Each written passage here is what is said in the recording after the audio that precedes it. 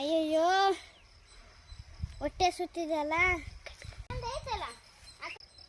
ಈ ಸಾಲಿ ಮೆಣಸಿನ್ಕಾಯಿ ಚೆನ್ನಾಗಿ ಬೆಳೆದ. ಈ ಸಲ ಏನು ಹೊಟ್ಟೆ ಸುತ್ತಿದೆ, ಊಟಕ್ಕೆ ಹೋಗೋಣ ಬಾ. ಹೌದು, ಇಲ್ಲಿ ಇಡೋದು. ಹೊಲದಲ್ಲಿ ಊಟ ಮಾಡೋದಂದ್ರೆ ನೆಮ್ಮದಿ. ಇಲ್ಲಿ ಬಾತಮ್ಮ.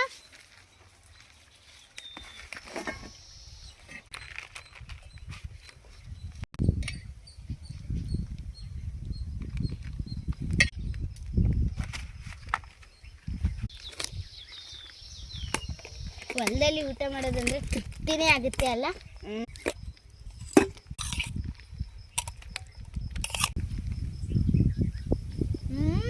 ಒಳ್ಳೆ ತೃಪ್ತಿ. ಕಟ್ಟೆ ಇಲ್ಲಮ್ಮ.